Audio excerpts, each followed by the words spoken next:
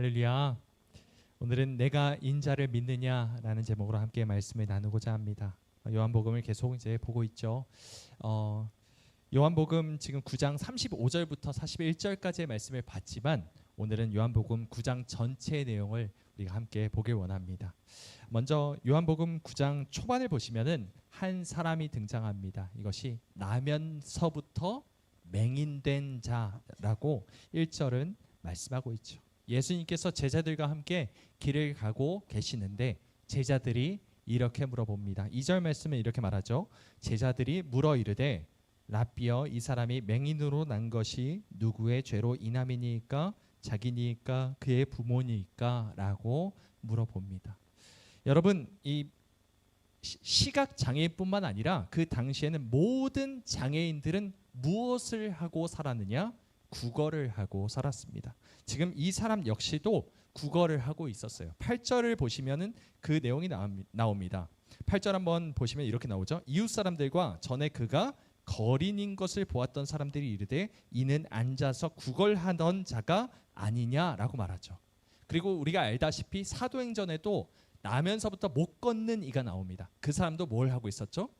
구걸을 하고 있었습니다. 거린이었습니다. 그러니까 이 당시에는 모든 장애인들이 다 무엇을 하고 있었냐? 거린으로서 구걸을 하며 계속해서 다른 사람들에게 적선을 받지 않으면은 생활을 이어나갈 수가 없는 상황이었습니다.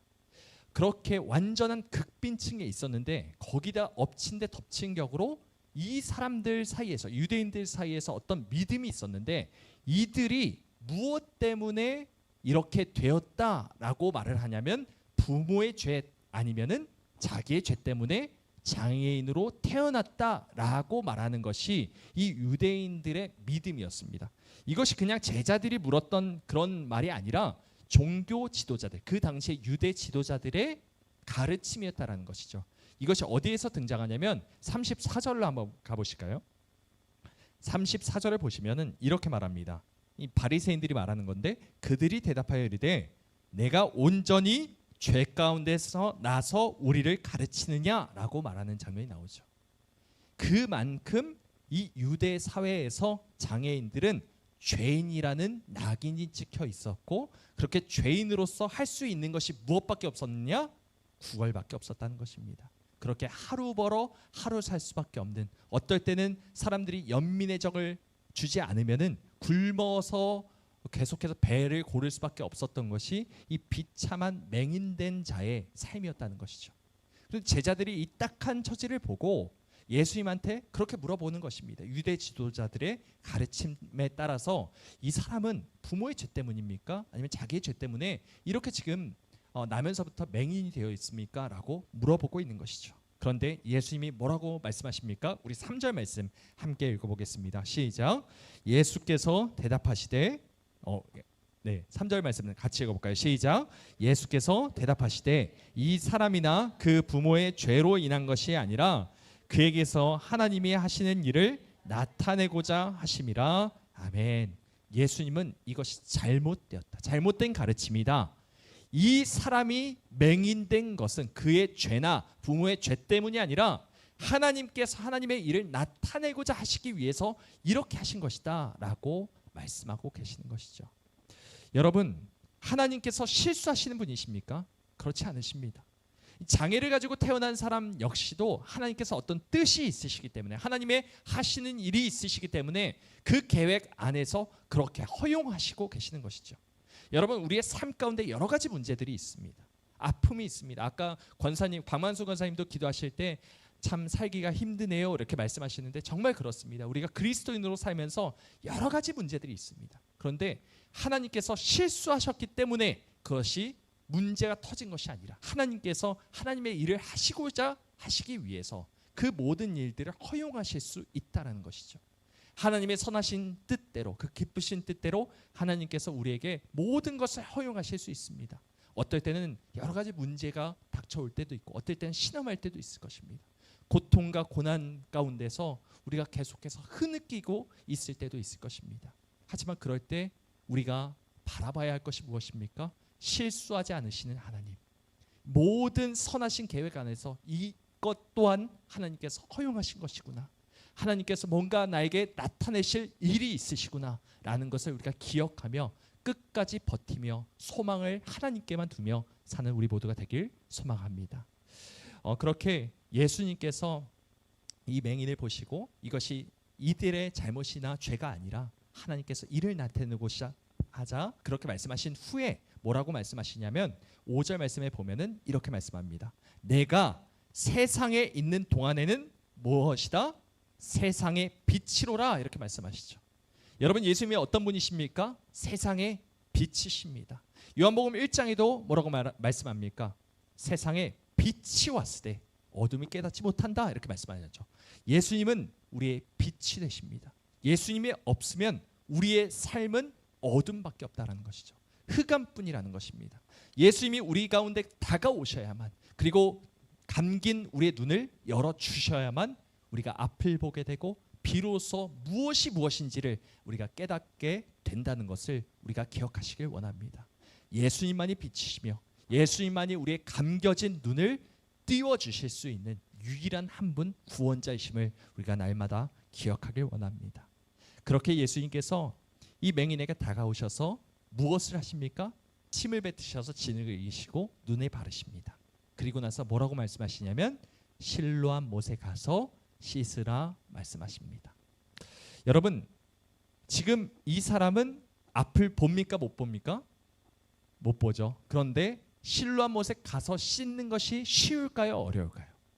어렵죠. 자기 힘으로 갈 수 있습니까? 못 갑니다. 누군가의 도움을 받아서 물어가면서 실로암 못이 어딥니까? 실로암 못이 어딥니까? 라고 하면서 헤매면서 다녀야 합니다. 예수님이 말씀 한마디로 그의 뜨게 하실 수 없는 분이십니까? 당연히 뜨게 하실 수 있는 분이십니다. 그런데 왜 예수님은 굳이 실로암 못에 가서 씻으라 말씀하신 걸까요? 예수님께서는 그의 믿음을 보시고 싶으셨던 것입니다. 그가 그 믿음을 가지고 예수님의 말씀에 순종하나 그렇지 않은가를 시험하고 계시는 것이죠. 예수님께서 그렇게 가서 씻으라 할 때 이 맹인이 어떻게 합니까? 한번 보시면은 이렇게 말합니다. 7절 말씀 우리 함께 읽어보겠습니다. 시작. 이르시되 실로암 못에 가서 씻으라 하시니 실로암은 번역하면 보냄을 받았다는 뜻이라. 이에 가서 씻고 밝은 눈으로 왔더라. 아멘.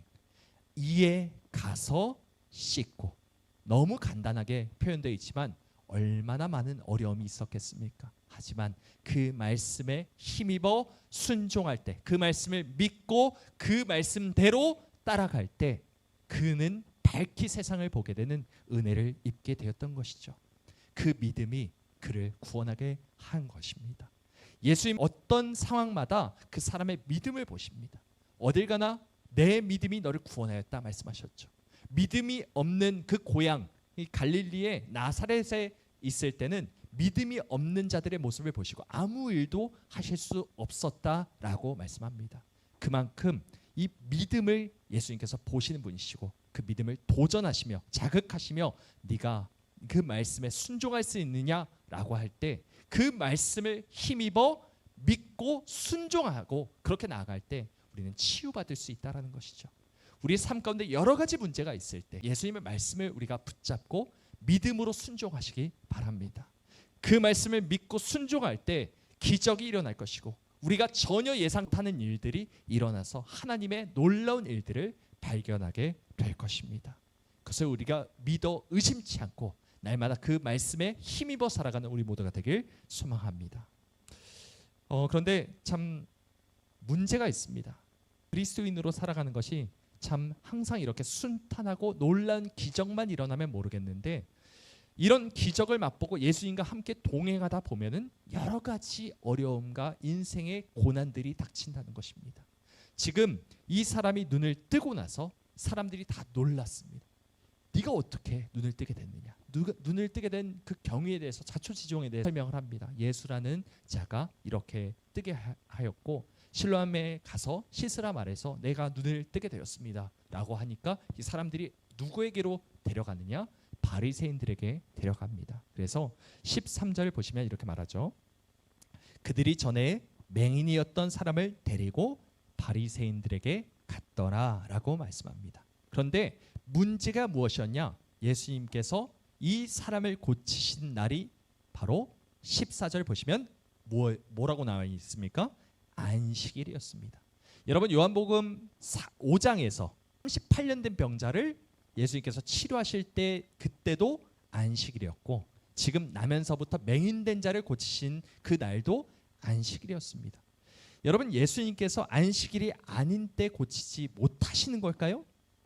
아니죠. 예수님은 언제 어디서나 고치실 수 있습니다. 혹시 분쟁을 피하고 싶으셨다면 안식일이 아닌 다른 때를 택하셨을 것입니다. 그런데 왜 예수님은 굳이 계속해서 이렇게 바리새인들을 들끓게 할 수 있는 안식일에 치유를 하셔서 이 난리 법석이 일어나게 만드셨을까요? 뭔가 의도가 있기 때문에 이것을 자꾸 안식일에 이 병자를 고치시는 것이 아닐까요? 여러분 예수님께서 오셨을 때 뭐라고 말씀하셨냐면 내가 세상에 화평을 주러 온 것이 아니라 무엇을 주러 오셨다 말씀하십니까? 검을 주러 오셨다 말씀하십니다. 검이라는 것은 싸우는 무기죠. 예수님께서는 평화를 위해서 온 것이 아니라 싸우기 위하여 오셨습니다. 그리고 예수님께서 오시는 예수님이 다니시는 그 어디마다 다 분쟁이 일어나고 여러 가지 갈등이 일어났습니다. 예수님이 오시니까 예수님이 가시는 곳마다 싸움이 일어나고 분열이 일어났습니다. 왜 그런 일이 일어났을까요? 이것은 예수님이 문제가 아니라 진리이신 예수님을 받아들이는 사람의 태도에 따라서 갈리기 때문입니다. 어떤 사람은 진리이신 예수 그리스도, 빛이신 예수 그리스도를 봤을 때 눈이 뜨여지고 세상을 밝히 보는 반면에 예수님을 봤을 때 오히려 어둠인 자들, 흑암에 있는 사람들은 이 빛이신 예수 그리스도를 미워하며 분쟁을 일으킬 수밖에 없다는 것이죠. 두 부류의 사람으로 갈라집니다. 예수님, 진리신 예수님이 세상의 빛으로 오신 예수님을 만날 때 반드시 분쟁이 일어나고 분열이 일어나고 논란이 일어날 수밖에 없다는 것입니다. 우리가 그 논란 속에 살아가고 있습니다. 우리가 그 분쟁 속에 살아가고 있습니다. 우리 그리스도인으로서의 삶을 살아가는 데 있어서는 여러 가지 전쟁들이 있습니다. 이 세상과 그리스도인 간의 싸움이 있습니다. 하나님께서 이 세상을 미워하시고 이 세상에 죄가 있다 말씀하시기 때문에 하나님과 이 물질을 겸하여 섬길 수 없고 그렇기 때문에 우리가 계속해서 검을 들고 싸워야 하는 이 세상에서의 삶이 있다는 것입니다. 여러분 그렇게 한 이 맹인된 자는 싸움에 임합니다. 자, 여러분 보시면 이 놀라운 하나의 비밀이 있는데 요한복음 5장과 요한복음 9장이 아주 비슷하다는 것입니다. 한 사람 병자를 고치신 것도 똑같죠. 38년 된 병자를 안식일에 고치셨고 지금 요한복음 9장에는 이 나면서부터 맹인된 자를 안식일에 고치셨습니다. 똑같죠. 게다가 안식일에 고치니까 바리새인들이 난리가 납니다. 이것도 똑같습니다. 병자들에게 너희가 어떻게 이렇게 낫게 되었느냐라고 물어보는 장면도 똑같습니다. 자, 그런데 이 요한복음 5장에 등장하는 베데스다 연못에 있던 사람은 어떻게 합니까? 나중에 예수님이 오셔서 너희가 죄를 짓지 마라. 더 이상 죄를 짓지 마라 말씀하셨을 때 어떻게 합니까? 어떻게 반응합니까? 바리새인들에게 가서 나를 낫게 한 자가 예수라라고 하면서 고발하는 장면이 나옵니다. 그의 반응은 어땠습니까?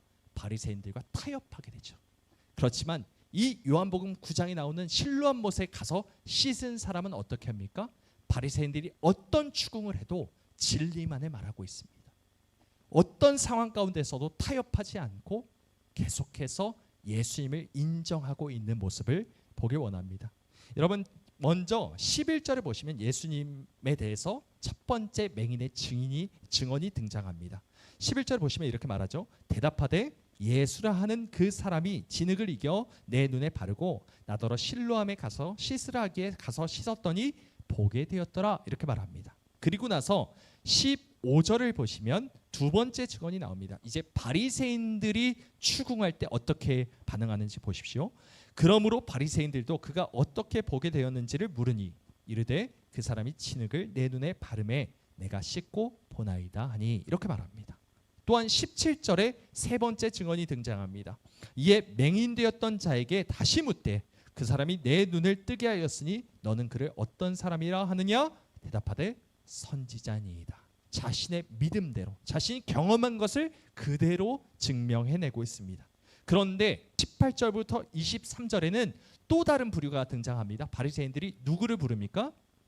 맹인된 자의 부모를 부릅니다. 그랬을 때 이 부모들의 반응이 어떤지 보십시오. 18절 보면 그 부모를 불러 묻되라고 했는데 어떻게 합니까? 저는 모릅니다. 저는 알지 못합니다. 이 자가, 이 아들이 맹인으로 태어났다는 것은 알지만 그가 어떻게 치유를 받았는지, 누가 그렇게 했는지는 전혀 알지 못합니다. 저는 아는 것이 없습니다 라고 물어봤는데, 그렇게 말을 했는데 왜 그 말을 했느냐? 22절은 그 대답이 나옵니다. 22절 함께 읽어볼까요? 시작. 그 부모가 이렇게 말한 것은 이미 유대인들이 누구든지 예수를 그리스도로 시인하는 자는 출교하기로 결의하였으므로 그들을 무서워함이로라.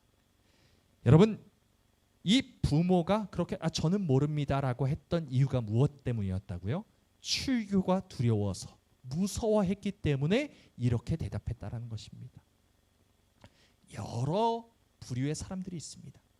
예수님을 본 사람들, 예수님을 만난 사람들, 그리고 세상이 그런 예수님을 만난 사람들을 유혹하고 시험하고 고통 가운데 빠뜨릴 때 수많은 사람들의 반응들이 있다는 것입니다.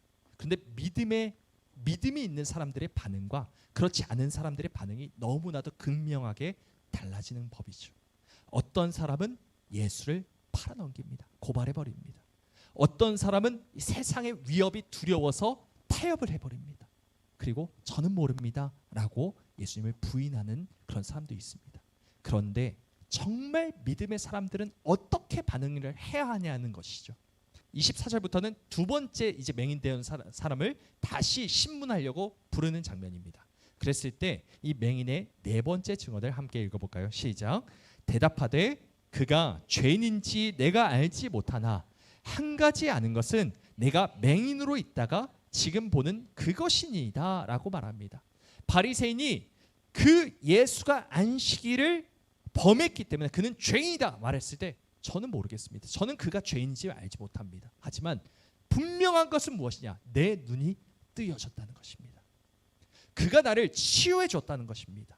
이것이 무엇을 의미합니까? 라고 오히려 반문하고 있는 것입니다.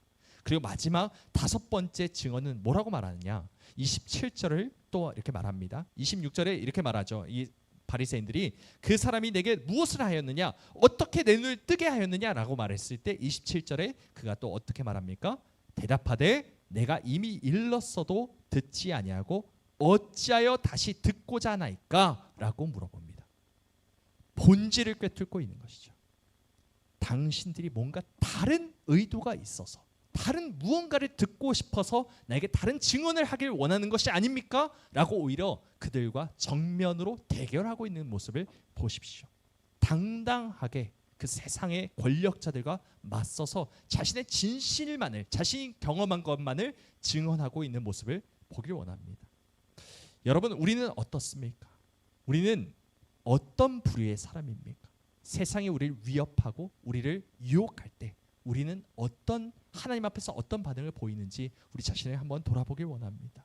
이 바리새인들은 자기가 원하는 것을 듣고 싶어 했습니다. 하지만 이 맹인된 자였던 이 사람은, 이 치유받은 이 사람은 계속해서 진리만을 구하고 있고 진리를 경험한 것을 온전히 증언하고 있는 모습을 보십시오.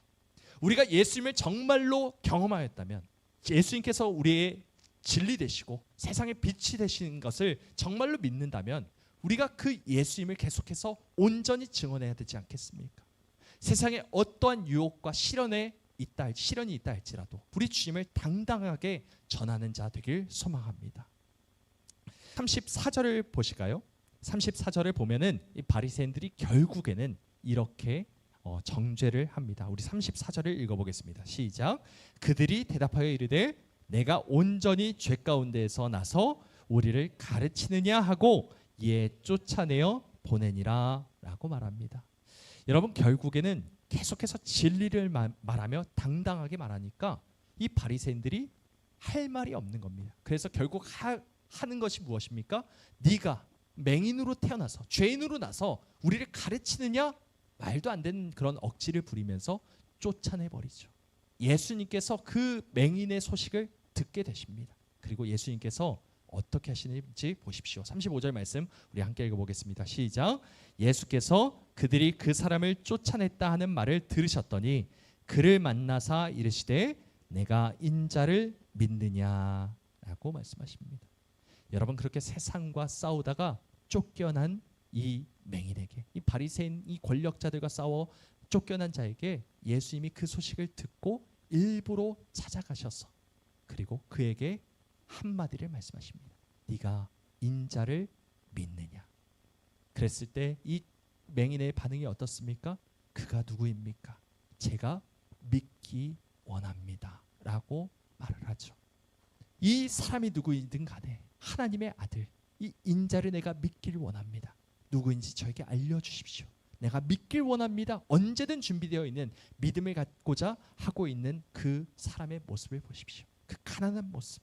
그랬을 때 37절에서 예수님께서 이렇게 말씀하시죠. 우리 함께 읽어보겠습니다. 시작. 예수께서 이르시되 내가 그를 보았거니와 지금 너와 말하는 자가 그이니라. 아멘. 내가 바로 그다. 내가 바로 하나님이다. 내가 바로 그 인자다. 그리스도다 말했을 때 이 맹인된 자의 반응이 어떻습니까? 이르되 주여 내가 믿나이다 하고 절합니다.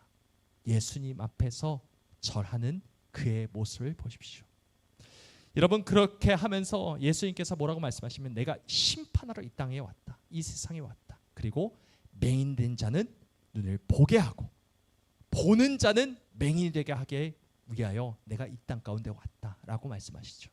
여러분, 이것이 무엇을 뜻합니까? 여러분, 우리의 심령 가운데 내가 본다 하는 사람들은 맹인이 될 것이고 내가 보지 못합니다. 내가 아무것도 없습니다. 내가 거린입니다. 구걸하고 있고 내가 가난한 심정으로 하나님의 그 도우심을 구하며 주님 내가 믿길 원합니다. 내가 주님을 믿길 원합니다. 내가 주님만 붙들길 원합니다라고 생각하고 있는 그 가난한 마음을 가진 자에게 앞을 보게 하시는 그 주님의 능력을 우리가 경험하게 되길 원합니다. 우리에게 정말 그 가난함이 있습니까? 우리의 마음 가운데는 내가 주님을 믿습니다. 내가 주님을 믿길 원합니다 하며 엎드려 절하는 그 가난한 심정, 겸손한 심정이 있는지 우리 자신을 돌아보길 소망합니다. 그에 비해 이 바리새인들은 어떻게 합니까? 40절 말씀을 보면 이렇게 말하죠. 40절 한번 읽어보겠습니다. 시작. 바리새인 중에 예수와 함께 있던 자들이 이 말씀을 듣고 이르되 우리도 맹인인가? 우리도 맹인인가? 이게 무슨 뉘앙스입니까?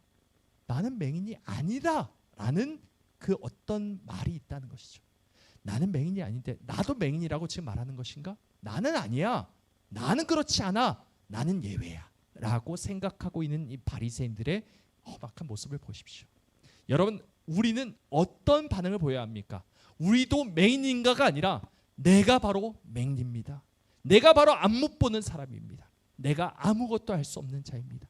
하나님의 도우심 없이, 하나님의 구하심 없이 저는 아무것도 할 수 없습니다를 고백하는 자가 구원받는 자이고 하나님께서 치유하시는 자이고 이 앞을 보게 하시는 진리를 얻게 되는 자인 줄 믿으시기 바랍니다.